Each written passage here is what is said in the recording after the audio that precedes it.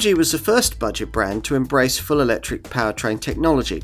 It was also the first budget brand to offer plug-in hybrid tech on the company's mid-range HS SUV, which we reckon is a very underrated family crossover.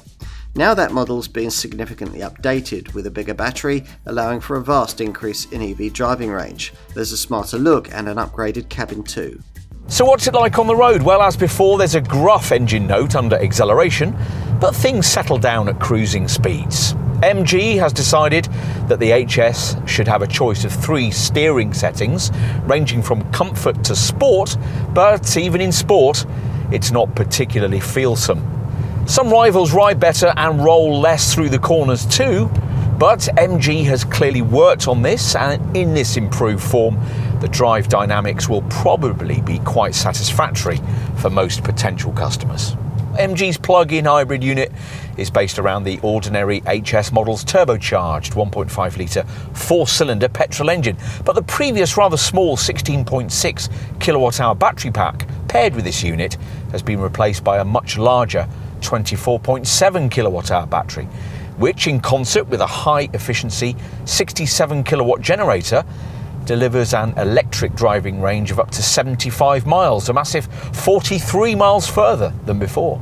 And pretty impressive, given that at the time of our film, pricier PHEV rivals in this segment, like plug-in hybrid versions of the Ford Kuga, the Hyundai Tucson and the Kia Sportage, were offering under 45 miles between charges. The PHEV powertrain, with its 6-speed DCT auto gearbox, combines the 142 PS 1.5 litre engine with a 210 PS electric motor, up from 123 PS before, allowing for a total output of 299 PS and a torque figure of 350 Newton meters. There's a 0 to 62 mile an hour time of 6.8 seconds en route to 105 miles an hour. These performance stats much the same as before, thanks to the bigger battery's greater weight. This revised HS looks quite a bit sleeker than before, courtesy of a more striking front grille and restyled full LED headlights. From the side, you'll notice shorter overhangs, a rising shoulder line and a slim glass house. Compared to the outgoing model, this updated HS is 14mm wider at 1,890 and 45mm longer at 4,655, or 4,670mm for this PHEV model. Yet its sleeker profile reduces its overall height by some 30mm. Let's take a look inside.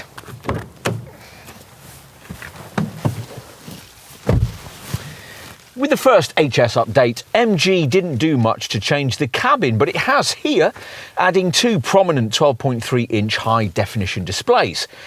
It certainly doesn't feel as budget brand-like as earlier HS models did. There are now more high-quality soft-touch materials than you'd expect for the money being asked, and not much button clutter.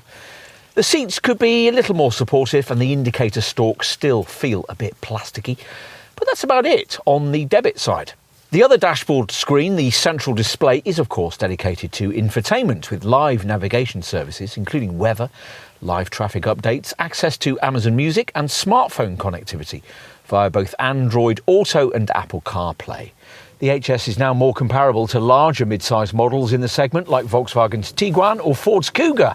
As a result, it's now possible to fit 3 adults here, which is unusual in this class, and headroom's good as well. Out back, with both powertrain options, there's a decently sized 507 litre boot. That's 44 litres bigger than before. That capacity measured up to the window line. That's about mid-level in size by segment standards.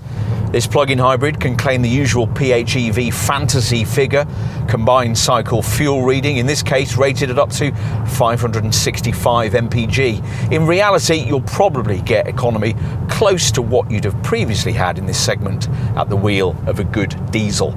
The tax-beating claimed CO2 return is up to 12 grams per kilometre, which puts the car in a very affordable 5% benefit-in-kind tax band. Charging time via a 7 kilowatt wall box is 4 hours, for full replenishment. We've complained for some time that pricing for mid-sized plug-in hybrid SUVs is far too expensive, so the arrival of this upgraded HS plug-in model is welcome.